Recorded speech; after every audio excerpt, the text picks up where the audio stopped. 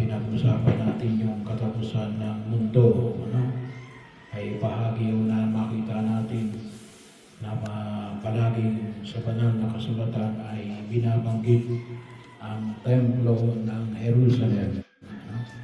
So sinabi ni Jesus dito natin na walang batong matitira sa kapwa bato. Ano? So bahagi yun. Ano? Sa unang pagbasa, ano? Sabi na natin, nakita natin yung si Nebuchadnezzar, ano? Yung hari ng Nebuchadnezzar.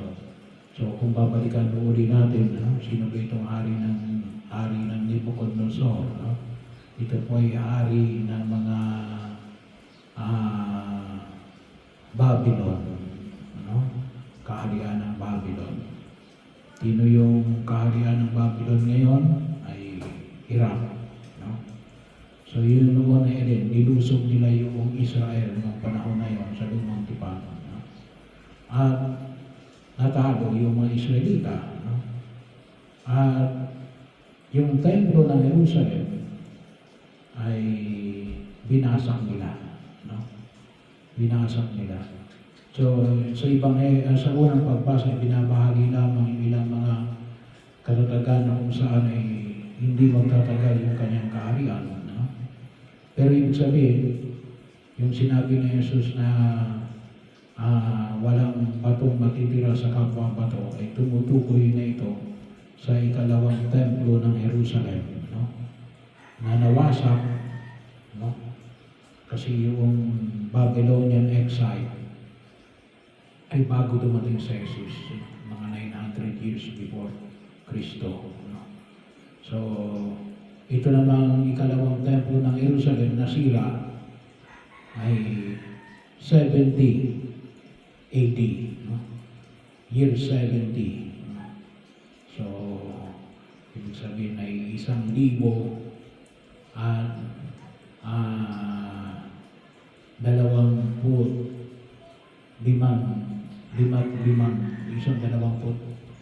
55 taon na ang nakalilipas, ano, na wala yung templo ng Jerusalem. Ano? At kung kayo nakakasunod sa mga pagninilay natin, ano, at kung sino nakapunta sa inyo sa Israel, nakapunta na ba kayo sa Israel? Hindi pa, ano? So, ako po ay kahit pa paano ay nakapunta ng Israel, ano?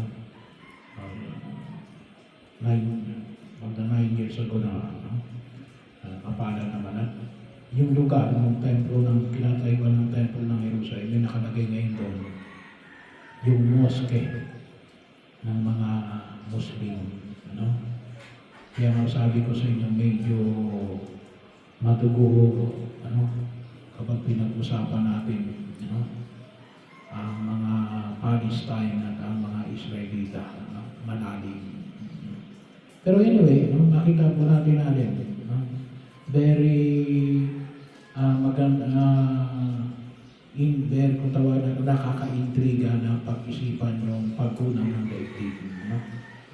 Marami na rin mga palabas, no, na tungkol sa paggunaw ng daigdig, no? Kung may maalala, yung isa ay Armageddon, ano? No, na yung isa naman ay 2020 ba gayon, ano? So, yun yung mga palabas na tumutukoy sa paggunaw ng daigdig, no? Pero anong sabi ko sa atin sa Ebanghelyo ngayon, no? Huwag kayong mabagabag. Kasi bakit? Hindi sa pagkaling darating ang paggunang ng mundo. Siguradong darating yun. No? Kasi lahat ng bagay sa daigdig na ito ay may katapusan. Ano? Ang tawag na natin ay temporary. Ano? So, temporal world. No? Kaya temporary. May simula at may katapusan. Pero nung maliwanag na sinabi sa atin sa Ebanghelyo, kasi pinabayag na kapag sinabi natin paggunaw ng mundo, darating uli sa Jesus. Ano? Ano sabi ni Jesus? Huwag kayong maniwala. No? Mag-ingat kayo.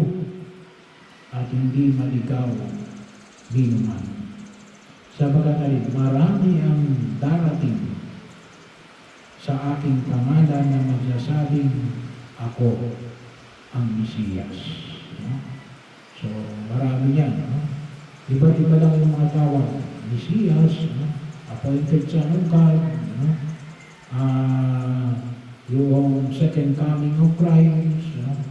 Maraming mga itinawag yan na kung saan isabi na natin ay pag-aakala na darating na sa Jesus o yung tumutukoy sa atin sa paggunaw ng daigdig.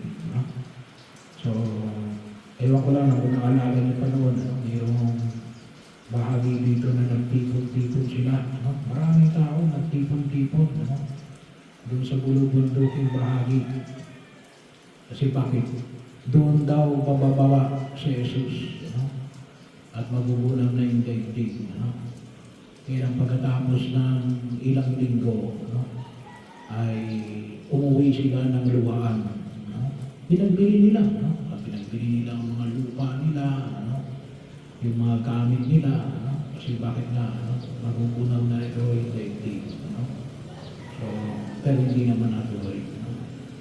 So, ano yung hamon ay pinagmamanig muli sa atin ng buong may kapal? No? Sabi nga natin, una ay siguradong darating yun. Pero, hindi karaka-raka. No? Hindi karaka-raka. No? May mga darating pa alin, mga kagilagilalas na pangyayari. Marami na bumubusin, mga giyera. No? Alam niyo, sabi nga natin, no? Ay yung giyera, no? Yan ay maduguyan. No?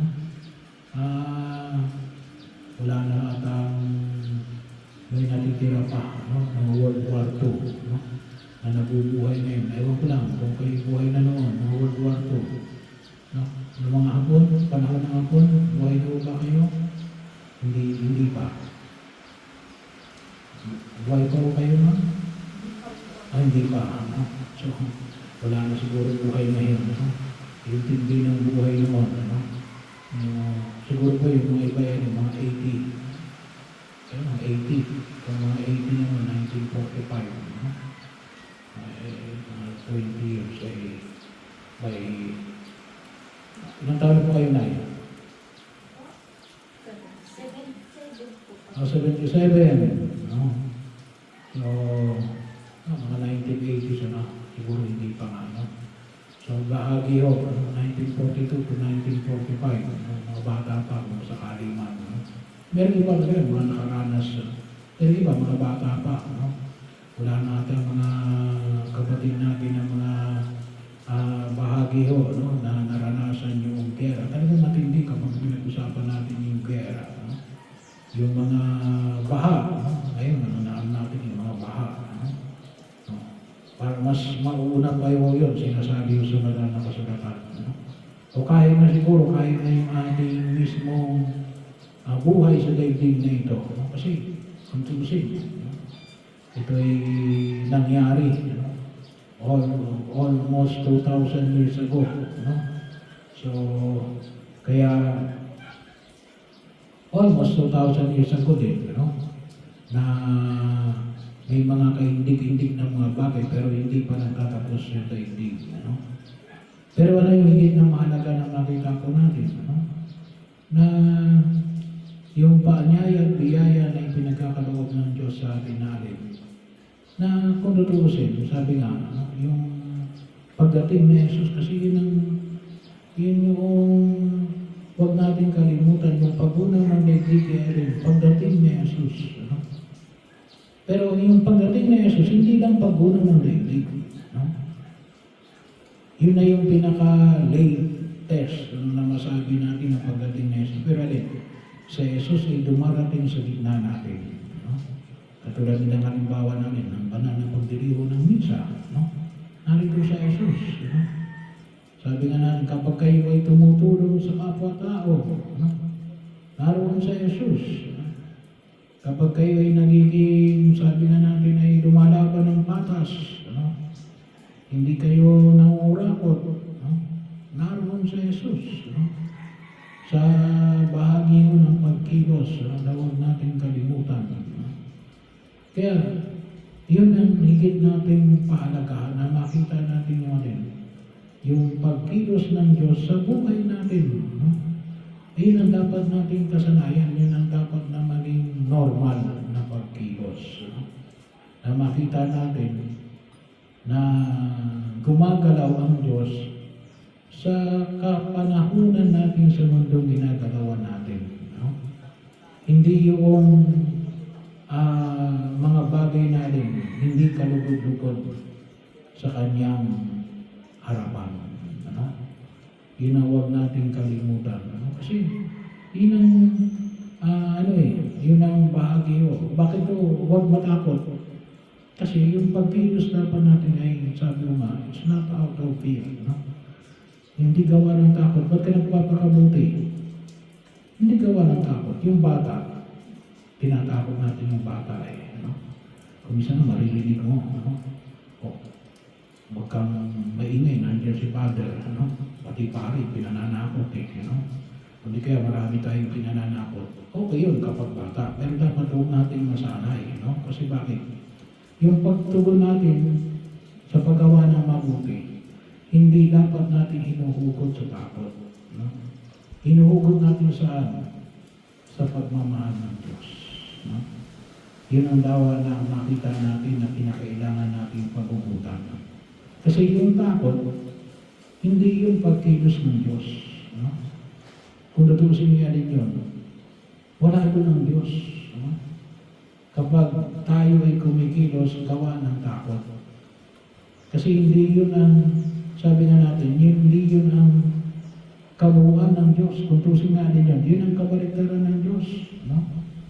Kasi ano baga ang Diyos? Ang Diyos ay pag-ibig. No? Ay kapag mayroong takot, walang pag-ibig doon. Walang pag-ibig doon.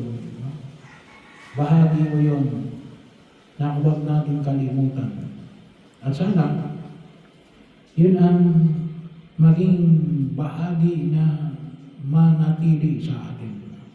Gumawa tayo ng pagkilos, gawa ng pag-ibig, hindi gawa ng takot.